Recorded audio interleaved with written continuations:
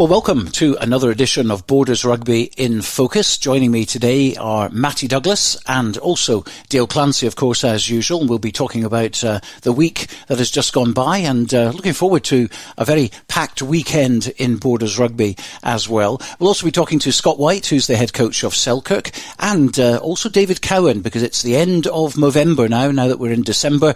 We'll be finding out exactly how that initiative worked. But let's start with you, Matty, and that was a fine performance on Saturday, and it's certainly those who said that you could only play on ploughed fields at Mansfield Park, well, they'll be kind of looking at you in a different way now, because that was a 3G pitch above the ground, lots of fast running rugby, and well, you slaughtered GHA. I know, look, I was a wee bit nervous got the 3G, but we put a good performance in. It's been our strength at home, and the kind of reshuffle, it was about 1:30 we made the decision because we had no power for floodlights for a free kick-off, so the players dealt with it pretty well, and as you say, I think we were dominant first half, and maybe taking the foot off the gas a wee bit in the second, but we were pretty good at line out and scrum time, which has been our strong point in the last couple of weeks, and it just keeps us moving in the right direction. So it was a bit of a distraction, not only for you but for GHA as well, and of course everybody. Oh, definitely. They had a broken down bus as well, so just to throw into the mix. To throw into the mix, they were going to be late anyway, so the 4 o'clock suited them, and we had to train, we had to warm up like on a bit of grass at the side of the pitch, so it was a bit of, it wasn't the best of circumstances, but to be fair to the players, they really, put a solid performance in first half, and a couple of injuries. We've lost Jay Linton for the season now, so he's out injured. That's going to be a big loss, isn't it? I'm gutted for him. He's done a vertebrae in his neck. He walked off the pitch, and it was near the end. Credit to Morag Rowland. Knew there was something wrong with him. He said he was alright, but he had a bit of tingling, and he went away in an ambulance, and thankfully we picked it up pretty quickly. And I am gutted for him, because he arguably probably one of the best 8s in the league this season, and it's tough for him. So we're trying to stick by him and keep him involved, and but apart from that, the squad are really gone in the right direction where we want to be. And good to have a few of the regulars back there. Andrew Mitchells, of course, who loves playing for Hawick, as we all know, and really making a difference. Obviously, Sean Muir coming back now, and unfortunately hasn't been injured for the last couple of games or so, and that's a good sign. Oh, definitely. I think credit to the boys that have been there all season, and it's quite tough on these younger players, bringing like Andrew and obviously Ross Graham as well, but it probably boosts us in a good way, and these boys that have maybe lost out their positions are really fighting for the force, and it's what you want competitiveness, and we've maybe not had that through the season, and we've now got it, and it's coming at the right time for moving into, as you say, the business end of the season. So it's been a pretty good season for you so far, hasn't it, as head coach? I mean, coming in with your debut, unbeaten at Mansfield Park and also Volunteer Park as well, unbeaten in Hawick, let's say. But what impressed you most on Saturday against GHA? Because it was a big score, that. I think probably the way we're progressing, when we look back when we beat Curry at the start of the season, I watch the performances, and now for then to where we are at the minute is night and day, and we've got in our locker, and I think it probably wasn't people didn't see that at the start. I think they thought we would maybe be a bit patchy in terms of when it did happen. We won a game, lost the game, won a game, lost the game. But once we've got the balance right, the players that we've got are really performing, and probably performing above where they should be, and I don't know what that is. I don't know if it's a coaching setup we've got in, or just because we've got a really tight-knit group. They're tight, they've got a great club spirit with the rugby as well, so I think that's probably been one of the big things is getting the boys to play for the jersey more than anything else. When I was there, that's all I wanted to do was play for Hawick, and try to get that into it's a new nucleus now. All the older players are away, and we've got a group of players that now kind of realise what it means to play for Hawick, and because Mays is still a big club, and it's about trying to get them back to the top of club rugby, which they haven't been for a long time. So that's the main goal, and I think we've got a long way to go, but we're going in the right direction. Yeah, you're in third at the moment behind Curry and Mar, and Enbrackies, of course, lost on Saturday, so you'll thank Jed Forrest for that. I know, I think kind of results went our way on Saturday, but we kind of we can't rely on that every week. We have to just focus on ourselves. We're in a great position. All we have to do is just keep winning games, and it puts the pressure on teams above us and the teams below us in the top four. And we have, as I say, we've got a long way to go, but I think we're on the right path. And if we just keep progressing and keep getting better week on week, then by hopefully the time the playoffs come, hopefully we're there or thereabouts, and we can maybe try and achieve something this season that at the start we maybe didn't think was possible. But top four has to be a goal now. If it's no, then why are we in a job? And that's the main goal now. Yeah, all about the playoffs, and once you secure that, it's all about trying to get that home tie. I think so, and as you say, we're only a point behind Mar now, and I didn't think about it too much, but bonus points I hope they didn't come back and bite us, because there's games where we've put a 60-minute performance in, and I think there'd be 3 games where we haven't picked up a try bonus where we probably should have. Where now we're starting to see the bonus points come in. It's no everything, but we need 80-minute performances, and if we can pick up that, then we'll not be far away, hopefully.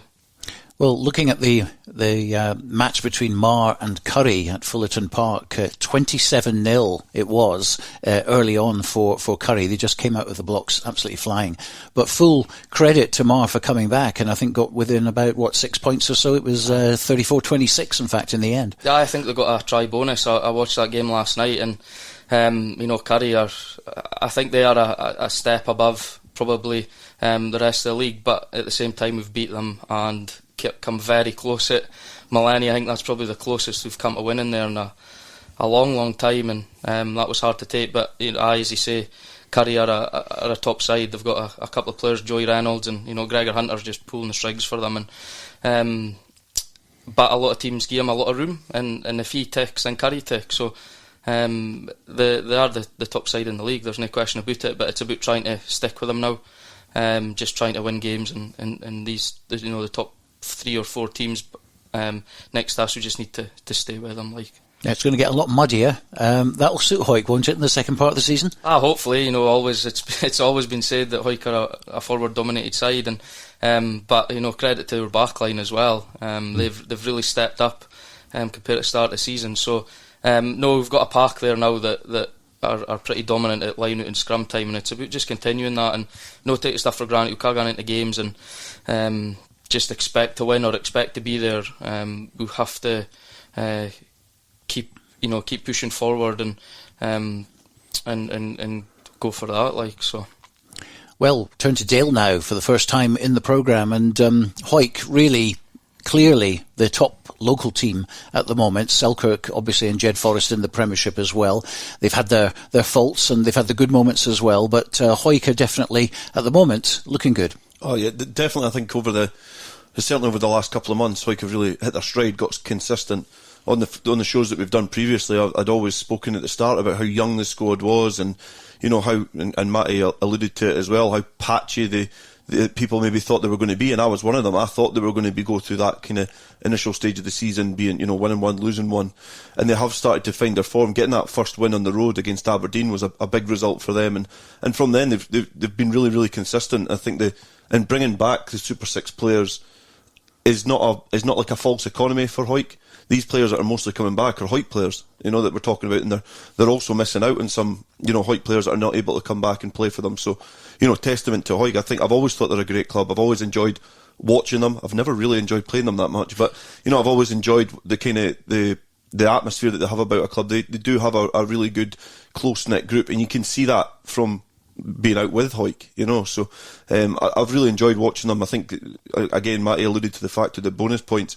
You think back to that Jed game where they were completely swimming through that, and then all of a sudden kind of choppier waters, and they never got that fourth try. And I think now they're a different team, especially with the conference. Having somebody like Andrew Mitchell back's brought them a good bit of balance in midfield. It gives you something different to what they had before. And obviously up front, having Sean Muir and Dan Gamble there, it bring a little bit more solidity up front as well. And it's interesting as well. I think I think it's well known. I know Matty Carrier quite well, but to have a captain out with Hawick to buy into the Hawick atmosphere, I think it is a difficult thing for somebody out with. But he seems to be doing it well, and to lead that group to where they are now is, it's testament to them. It's testament to the coaching staff as well. Matty's young, so he's obviously gained a lot of respect from some players who have been there for a while. But he's got them firing. The wingers are two of the top try scorers in the Premiership, so they're a team in form, definitely. Absolutely, and another team just beginning to get into form, hopefully, in a different animal. Certainly what we witnessed on Saturday, Jed Forrest against Embrackis, 5-1. Completely different to what we'd seen before. They were, and I go back to the first time I seen them against Hawick. They were, in my eyes, they were kind of short of ideas. They were really one-dimensional. They were trying to, let the players do the work as opposed to trying to earn the right to start playing. And they were just running up alleys and didn't look good at all. And then even in the Selkirk game, it was an improvement, but still their accuracy was a little bit off. But on Saturday past, they really clicked. Their big players played well. The players that they brought back in, Gillespie gave them a bit of fight up front. Buckley gave them a bit of fight in the backs. Munro played one of his best games that I've seen in a long time. And Russell was a good addition at 10. And it got players like, say, Young, Lewis and Gregor, got them playing well as well. So it always helps. And for a team that had been one of the worst try scorers in the league to score 5 tries against Edinburgh Accies is a good return. Accies have leaked a lot of points. They did have the same points against going into that fixture, but Edinburgh Accies are up there looking to try and get in the playoffs, so it's a good result for Jed. Selkirk, on the other hand, they don't seem to like first halves. I know. Again, they've not really put in a full 80-minute performance all season. They've kind of, as we said last week, they've played it in kind of 40-minute chunks, and I don't know. I don't really know what's missing there. I think we have discussed about lack of players, and then they've had injuries, and they've welcomed some back, and they've not really had the consistency in selection either. There's a lot of changes, especially kind of back row midfield, and 10 as well. There's been a lot of changes, so they've not really found a consistency this season, which is slightly disappointing because I think they're a team that've got a lot of really talented rugby players, and for some reason it's not clicking for them. But and I know we'll speak about it shortly, but going into the weekend, it's kind of form goes out the window, especially at Philippock. It's going to be a really interesting game. But going on form, they're not going into it in any kind of positive vibes. We'll be hearing from Scott Wight, the head coach, a little bit later on in the programme. But let's move to National 1. 3 good wins. Melrose getting the double over Heriots. Heriots, of course, top of the table. And they sneaked it at the very end with a David Colvin penalty. We had Gala going to Stirling Wolves, getting a bonus point there. They've only lost 1 this season. That's their 7th win in a row. They're kind of coming up under the radar. They've had a lot of postponements, of course, but hopefully some stability later on in the season. And then you've got Kelso, who beat Cartha Queen's Park convincingly at home. 5 in a row for them. Yeah, I think when I've seen the results coming through, maybe not to pick any team out, I just think it was great to see all the border team getting wins, because I think if you look down the fixtures at the start of the day, you probably picked there would have been at least one loss in there. Not going to allude to which one I would have thought it was, but there was certainly one really difficult game in there, and all the teams are doing really well and they're keeping in the hunt at the top. That win against Heriots, it brings them back down into the fight. Bigger are obviously, they've been COVID affected as well. So have Gala. Ayr got beat as well at the weekend, I think. So, that's right, at home to Highland. Yeah, so all these teams that have been up at the top are really coming unstuck as well, and it's making the National 1 really, really interesting. And I hope by the end of the season, we've got a couple of big games there with border teams involved to push for promotion, because there'd be nothing better than getting another border team in there, because it just it points to people how passionate we are about our rugby down in the borders. Well, we predicted. I know you did. we all predicted an away win for Peebles in National 2 at Bottom Club White Craigs, who hadn't done anything this season, no kind of form. It ended up 33-31. We couldn't believe our eyes when we saw the score come through, but it just shows you, like the Aberdeen result, anything can happen. I believed it. I've played for Peebles before. I know we can get beat by those teams, but it was one of those fixtures. It was White Craig's first win of the season. Speaking to Greg Rayburn, defence wasn't good at all. They just can't seem to get their defence sorted. They've had a lot of changes as well. Obviously, they've got injuries, disciplinary issues. Greg Rayburn's now injured for a long time. It just seems like one of those seasons that's just going to pass Peebles by, which is really frustrating, because they've got a lot of good young players coming through.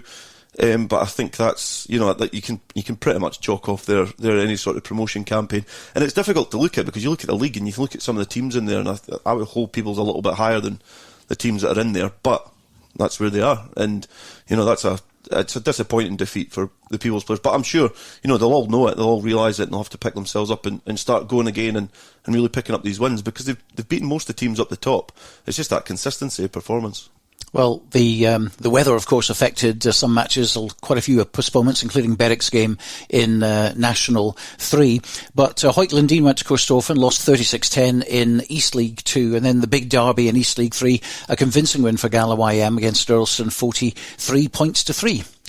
Yeah, I think that obviously the Earlston YM game again shows the slight difference in depth of player that they have. Gala YM, when we were there earlier on, alluded to the fact that they've got large numbers at training. They've obviously suffered a lot of injuries as well, but they've done the double over Earlston and they get the kind of bragging rights for the season. But what's great to see is they get the fixture on. We can still field teams at that level of rugby as well. These towns are still well supported by the players, and they're able to represent their town and put money behind the coffers at the bar and socialise with the other team as well. So yeah, Gala YM are one of those teams that have been a bit patchy as well, but I think they'll be chuffed with the double header over Earlston.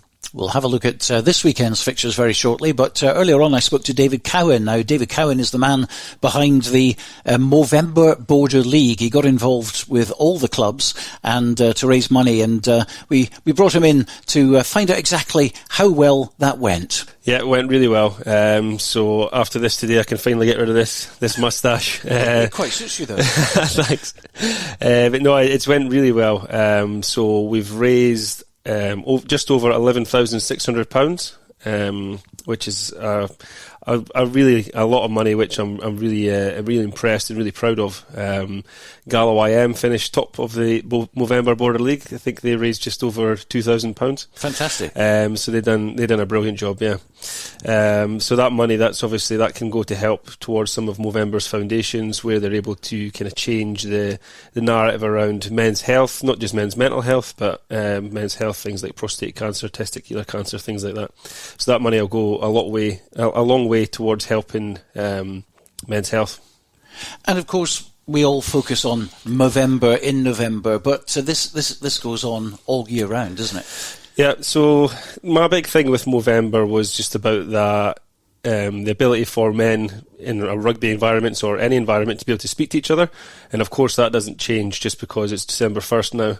So my hope would be that as we've raised this awareness around Movember and men's mental health, that we're able to look out for each other within our rugby teams. We're able to check in on each other and make sure everyone's okay throughout that whole year, like you say, not just that one month of the year, to know that you're always there, raising that awareness, and you're always there for your teammates.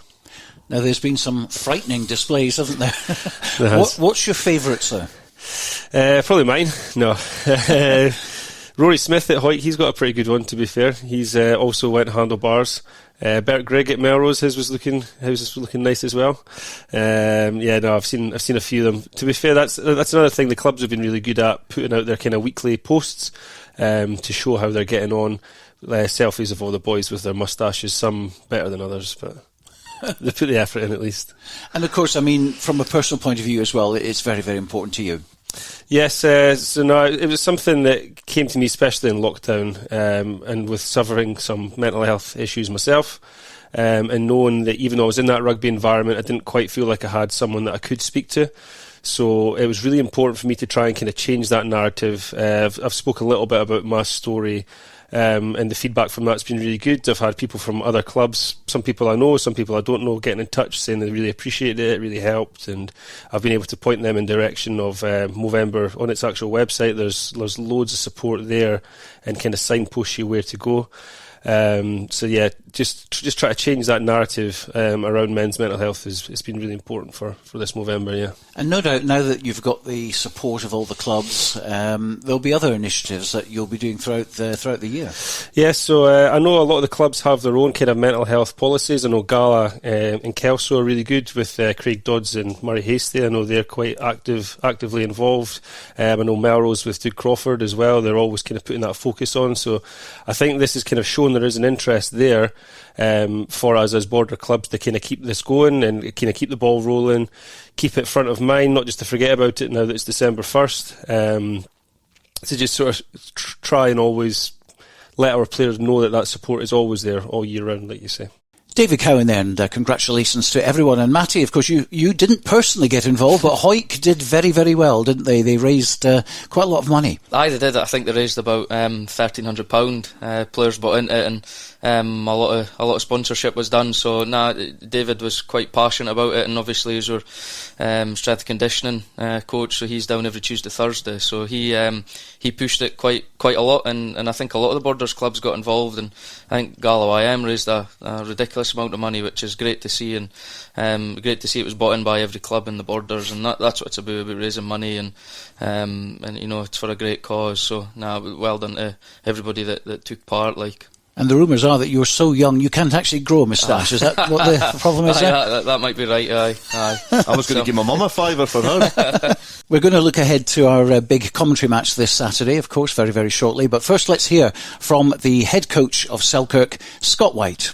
Trying to put 80 minutes together this year has been really hard for us for some reason, one or another. I mean, sometimes you get the bounce the ball, sometimes you don't. But, to perform so well in the second half. I mean, we've scored 4 tries in the second half there against Musselburgh. Probably had an opportunity to score 6 or 7, but inaccuracies. But, as I said to the guys, look, I don't mind inaccuracies when we're playing at that tempo. But in the first half, we didn't have any tempo in the game. We're falling off the tackles and a lot of individual errors. It must be very frustrating as a coach watching this on the sidelines. Aye, and it's even harder watching it back sometimes. No, look, it is, and I mean, I think first and foremost the players understand that as well. And I'm down there on a Tuesday and Thursdays to enjoy it as much as them, and when you are losing and you're not performing as well as everybody can, but. The good thing is, I'd be more worried if we weren't creating chances. The thing is, we scored 27 points there on Saturday. We could have probably scored 37 or 47 points. And, goal kicking was a wee bit to be desired for at the weekend as well. So, there's 8, 10 points, 11 points that we've missed out on as well with the goal kicking. So, it'd be more of a concern if we're getting nilled every week. The good thing is, we've got players in that circle to right the wrongs and score tries when we pull it together. So what's it like in the training camp at the moment on a Tuesday and a Thursday coming off the back of that? Well, we sat down. We're going to sit down over the last couple of weeks, and we've not really had the chance. We could have probably done it at any point. So we made the choice last night to kind of do a mid-season review last night in terms of where we were. Have we met the goals that we set out at the start of the season? A lot of them. Some of them have hit, some of them haven't. And we put that back into players' court last night. So it was quite good getting them to speak. And also put it to them in terms of, how do you see us beating Hawick? So, the players have, essentially came up with a game plan this week, as well as, influenced by the coaches. So, it was good to sit down, and we've had rugby right through. And I think that was evident on Saturday as well. Musselburgh were coming off a 2-week break, and I know it can go either way, but they looked the fresher. With obviously us having 2 games at the start of the season cancelled, that's us now being right through. And, I think it's kind of taking its toll at the moment in the squad. We're not blessed with a huge amount of depth. And, the guys that are playing, they're playing 80 minutes every week. And I think we're starting to see the kind of side effects of that a wee bit. Now, the front row on Saturday, a big issue for you. Even Martin Murray stepped onto the pitch at the age of, 46 or something? I think so, aye. Yeah, and he played quite a long time as well. And, of course, he's got injured as well. I mean, it's not looking good in the front row, is it? No, I mean, look, and that's, I think, everybody's in the kind of same boat, and that's club rugby, and you've got to deal with the injuries as best you can within the, the players that we've got. I spoke to Martin through the weekend. Look, fair play to him, take your hat off. He's fronted up so the seconds could get a game of rugby. And I promised him, look, Petty, Bruce Riddle will definitely play 80 minutes. You'll no need to worry about it. And it turns out they actually did play 80 minutes, but Peter Forrest came off early on with a back injury, who's obviously covers hooker for us in terms of he's the 5th front row choice, and then James Bett actually came off a minute after, so that all happened in the first 5 minutes. So we speak about the Muscle game, that's obviously not ideal, losing 2 players in the first 5 minutes. You don't really prepare for that. And Martin came on, and I'm not too sure how long he played, but he's actually torn his bicep clean off the bone, so he's in for surgery tomorrow. So hopefully it all goes well for Martin, and I don't think we'll see him back on the pitch. I think you owe him a couple of pints, don't you? I would think so. Definitely. Now listen, the last time you played Hawick at Mansfield Park, a game you should have won. That was close, and you say should have. I mean, to be honest, we probably weren't in it for long periods of the game, and we scored 2 late interception tries, which, probably made the score look a lot better than what it actually was when you watch it back. So, but you did get back. Oh, look, we're 22-20 up with 4 minutes to play, a week before, obviously, Hawick missed a penalty last kick of the game, and, they've kicked a penalty with 2 minutes to go, so, they won 23-22, and, when you get so close, it's frustrating that then you can't see out the game, and you give away, what was a simple penalty mistake for us to give away, but fair play to Kirkford, he stepped up and kicked the conversion, kicked the penalty. So, I mean, look, it's close, you say, form goes out the window in a Border derby, and boys are hugely looking forward to it this weekend, but Hawick are definitely a team in form. We've only won 3 games this year, so pressure's on a wee bit. But there's probably no better way to right some wrongs when you got a Border derby. And as I said to the boys last night, if you can't get up for a Hawick game, there's no point in playing rugby. And the preparations for a game like this different from, say, playing Aberdeen or Glasgow Hawks? I don't think so. First and foremost, you've got to look within. We've got to come up with a game plan that we think, will beat Hawick. So, we're going to look at things. We've changed a couple of things this week to, where we feel that Hawick are, have got some slight weaknesses. But look, they've got quality across the pitch, and it's very hard to play against a team that's winning week in, week out, and obviously striving to be in the top 4 as well. So, look, we know it's going to be tough, and we know we've got to play our best game of the season.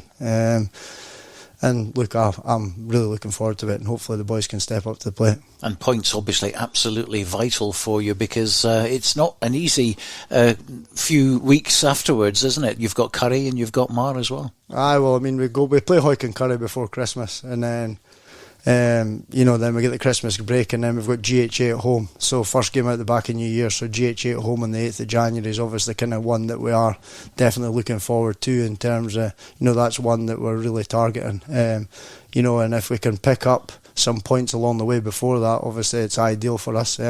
But look, two tough games. And we had chances, we didn't start that well against Curry. Got beat 21-12. Beat the Hawick 23-22, so albeit we're losing, it's no by much, Stuart, and on our day I firmly believe we've got a squad there that can beat anybody. And as you mentioned, you're picking up try bonus points. Look, and that's a big thing. As I said, I'd be more worried if we weren't creating chances. The fact is we're scoring 3, 4, 5 tries most weeks, and that is pleasing, but it's up to us. It's basics. I mean, we're not looking after ball for enough phases to challenge teams.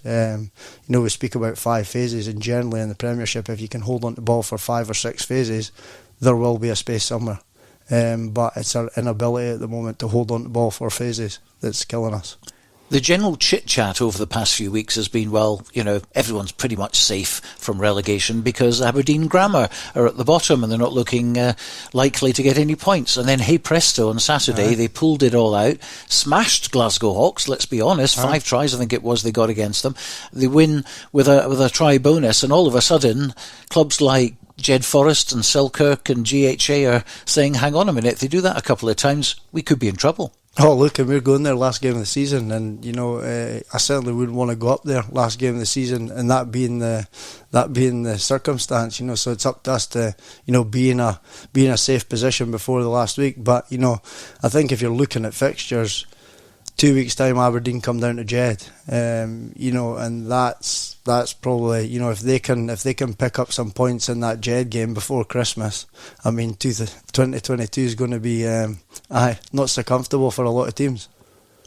Well, looking forward to this Saturday, of course. It's our big commentary match. We're looking forward to it immensely. Hopefully we'll have a good running rugby game, although I have a funny feeling it could be a bit of up-the-jumper stuff. But certainly your backs have now been bolstered by the likes of Robbie Chalmers. Kieran Clark, of course, has played a couple of games for you now as well. But they'll fit in nicely. Oh, definitely. And I mean, look, we've got some talented people in-house as well. We've got Jack Hamlin at 9. There's obviously Ben Pickles been there for the season. You've got the old head of Ross Nixon that kind of controls it. And then, we've got Callum McNeil and Josh Welsh that have been out in the wings this week. But look, we know that, people will probably get a wee bit of surprise when selection comes out this week. There might be a few changes along the way just to kind of try and freshen things up and, look at a kind of new twist.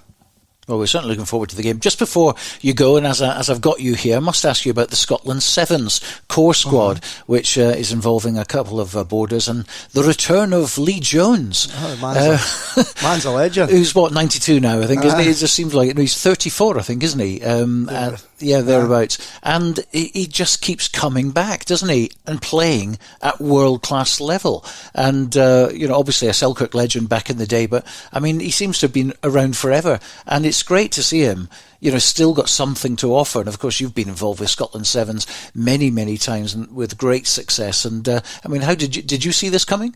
We call him the ultimate athlete.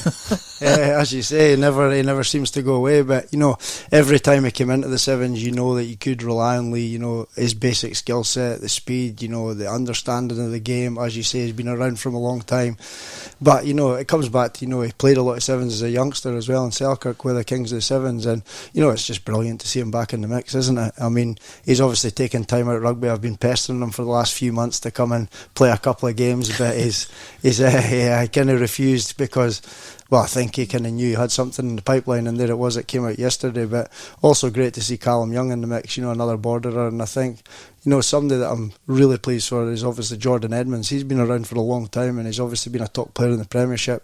And then he's played well again there in the Super Six. And it's nice to see guys in club rugby getting rewarded for good performances. Yeah, and of course this same thing happened a couple of years ago with Ross McCann, who's now very much a core player and an Olympian as well. Oh no, look, it's great to see. And and I think that's where I met Kieran Beattie down at the Southern Knights games through the season there, and that's certainly where he's used that as a scouting kind of background to pick players out the Super Six. So it shows the Super Six is doing a job again. A lot of the players in that 12-man core squad that got named is from the Super Six. So it's great to see boys stepping out of that at international level, and it'll be I think they go to Seville and Malaga in January, so they come back off of some GB stuff in Dubai this weekend, and then they're straight into, they were actually started training today, so they've started training today, and then they've got their 2 first tournaments in January, so it'll be really, really good to follow a Scotland team on the circuit again.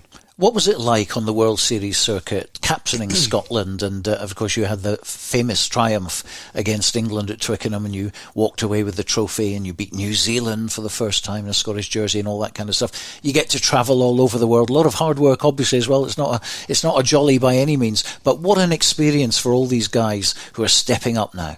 Oh, look, it's a pretty cool job to, even call something like that a job and get paid for doing something like that, as you say, Stuart, travelling the world, and doing a hobby that you love, and it's hard to describe. I mean, there's probably no better feeling, walking out the tunnel, captaining your own national team, but obviously a huge amount of pride in that day down at Twickenham, and then to go back there the following year and, win again. It was, but I think to call that as your job, and look, as a dream come true really, as a kid growing up in Melrose playing rugby, to then turn professional and then travel the world and call it your job's pretty cool. What was the best place to play?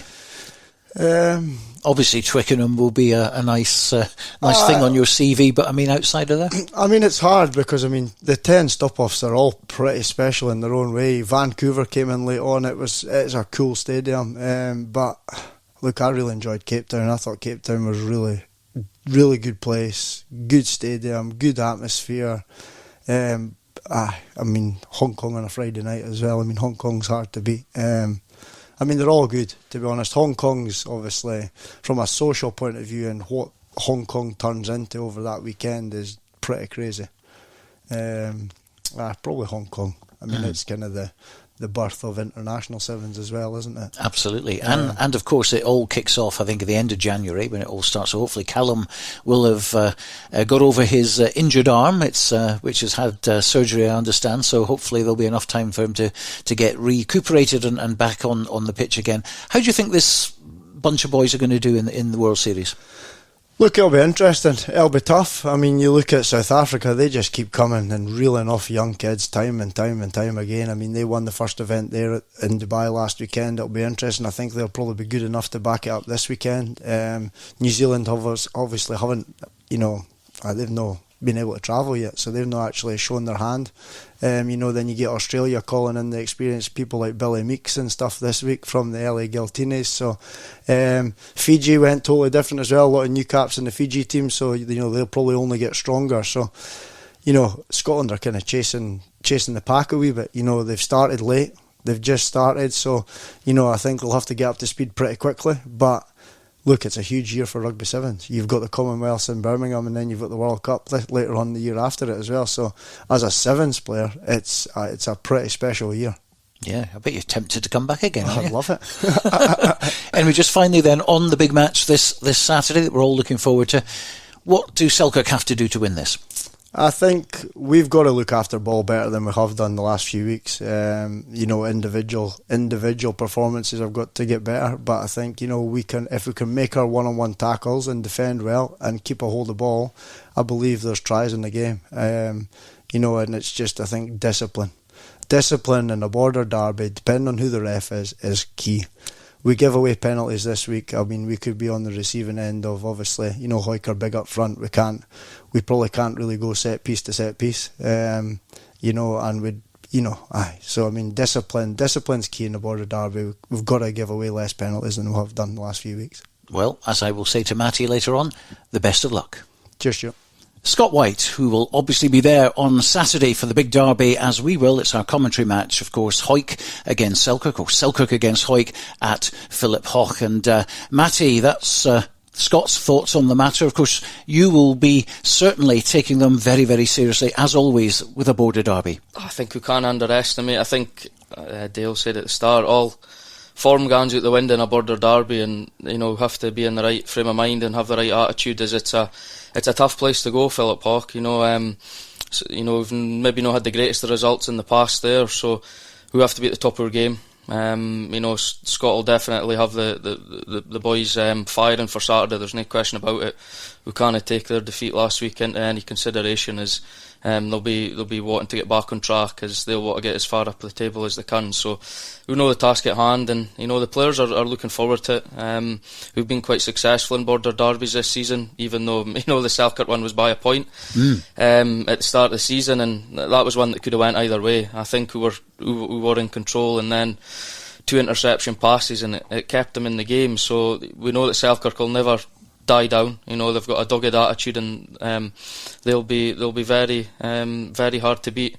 But at the same time, we were pretty confident in the way we're playing at the minute, and we have to be a top 4 side. You have to get to places like Philip Hoch and get a result. And we're really looking forward to it, and obviously looking for some big performances again by a lot of the squad.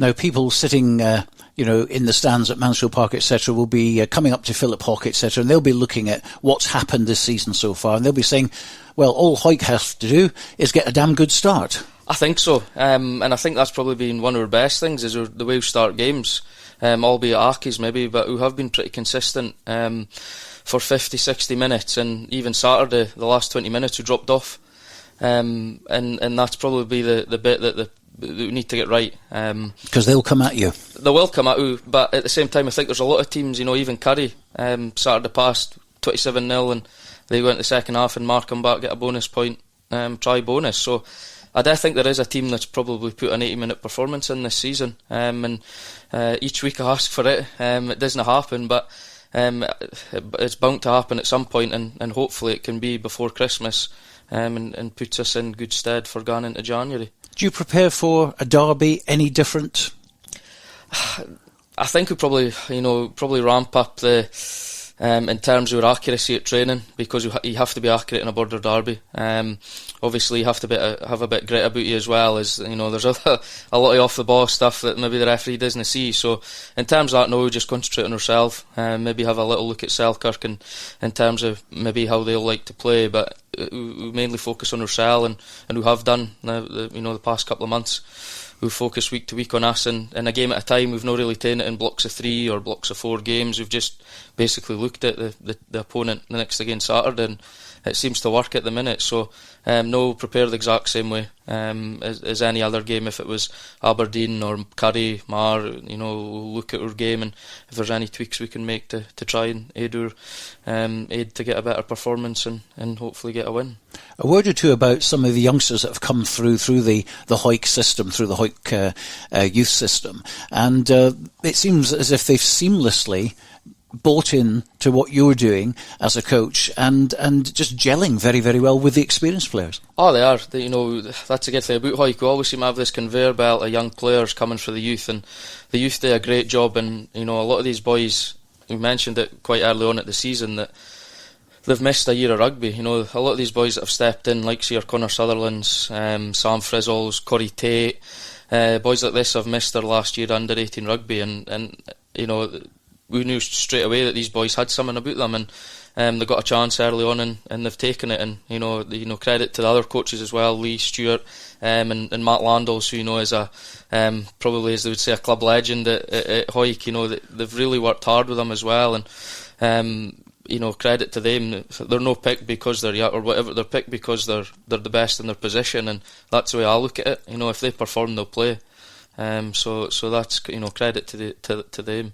I'm going to ask you a really horrible question now, because we've seen this conveyor belt that you speak of. We've seen Stuart Hogg and we've seen Darcy Graham, of course. Who do you think is going to be the next capped Hawick player? How unfair is that? That's quite unfair. It is, yes. Look, I you can name a few if you like, just to keep you on the right side of everybody. We'll see if he gets media training at Hawick. That's probably a hard question, but there's a few of them coming through that I would like to see move on. I mentioned Conor Sutherland. He played for the Edinburgh under-20s along with Sam Frizzle, likes of Corey Tate. You've got likes of Rhys Tate. You've got boys that aren't at the club now that are still Hawick that we still follow and want the best for. And I never got to hold them back. I think if they're good enough, then they should be got to that next level of Super 6.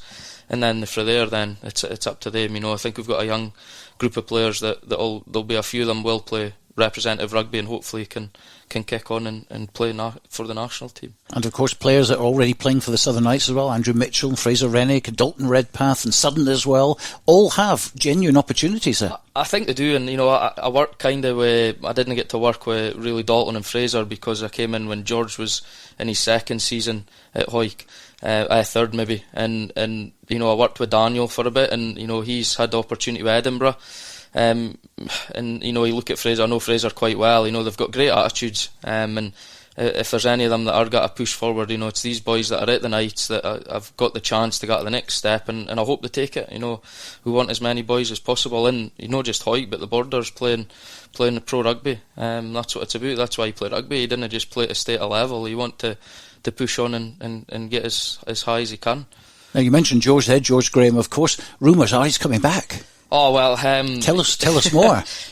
He's got to help us with some scrum. I spoke to him a couple of times on the phone, so he's offered to come and do some scrumming sessions with us, just to help Matt Landals and Lee Stewart. Just they're quite early in their coaching career, same as me, so it's just to get some tips. And he'll hopefully be down after Christmas. He was meant to come a couple of times, but bad weather kind of halted that. So looking forward to getting his presence back down, maybe once every 6 weeks to. I think the boys that haven't had him will get a shock if they do something that you ask them to do. He's maybe a bit different to the way I coach, but it'll be good to see him and get him down to do some of that stuff. And you must have learnt an awful lot from him when his time there, because you were obviously working in the coaching setup as well. Oh, massively.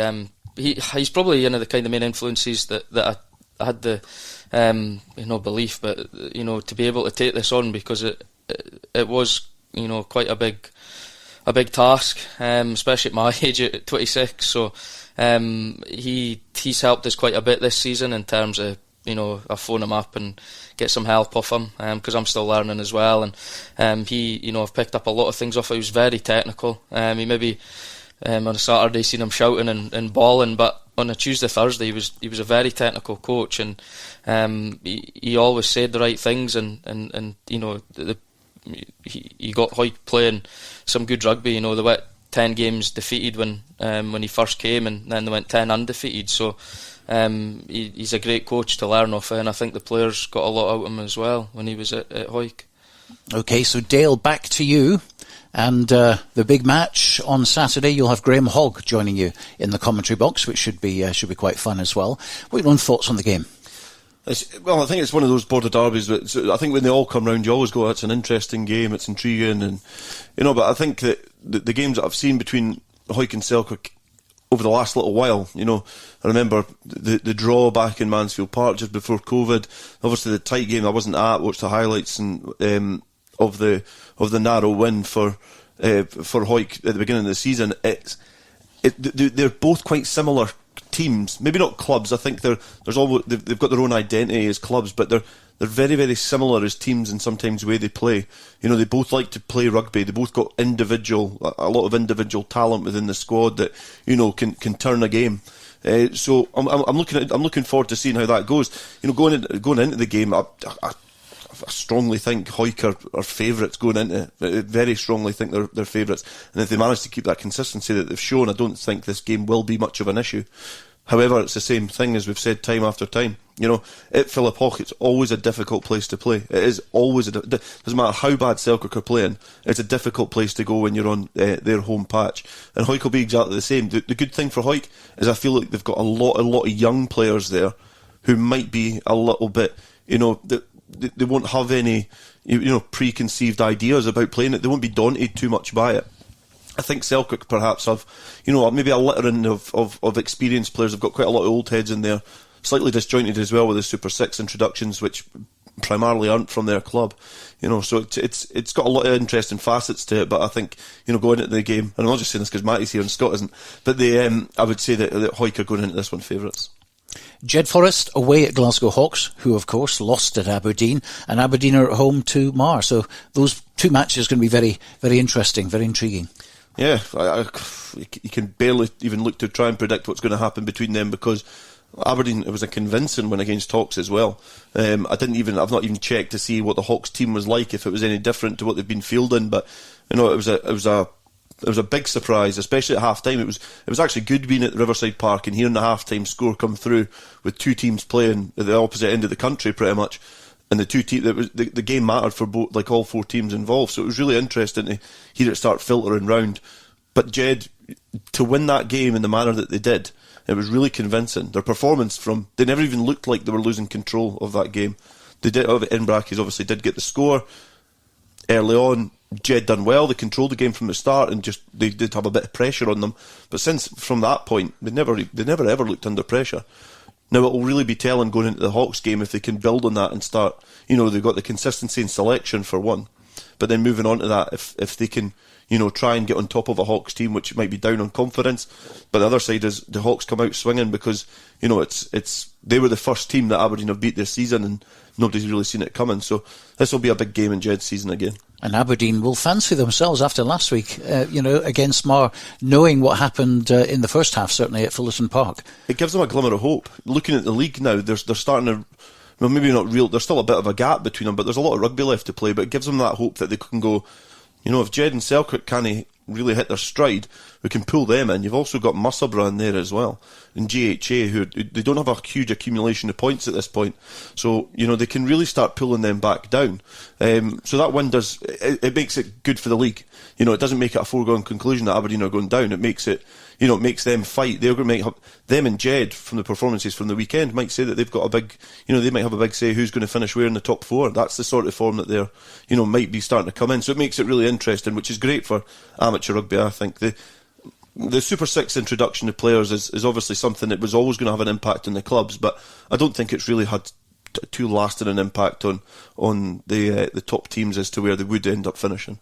Well, we certainly look forward to maybe another trio of wins in National 1. Gala at home to Ayr. We'll have a camera there as well. Ayr, of course, going through a pretty bad patch at the moment. The only team to have beaten the Maroons, though, at the start of the season at Millbrae.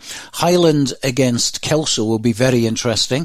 And also, of course, Melrose at home to Boroughmuir, which, again, you would predict would be a home win. Yeah, I think it was Boroughmuir Watsonians at the weekend, I think, wasn't it? The kind of the Edinburgh battle of the two poorest teams in National 1, but It's I think the Highland game for Kelso, it was something that as soon as they beat Melrose on the Friday night, you just started to hear the name Highland getting rung around the ground. You know, all the Kelso worthies that are in the committee and that do their duties on a match day, they were all speaking about Highland already.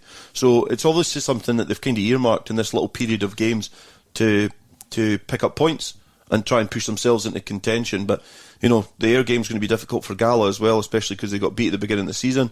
I think they're a different beast as well. You know, I think all the teams, I think you noticed the first 4 games, the hangover from COVID, whereas now you can see the consistency in performance from teams. I think they're back used to playing rugby and the environment that it is now.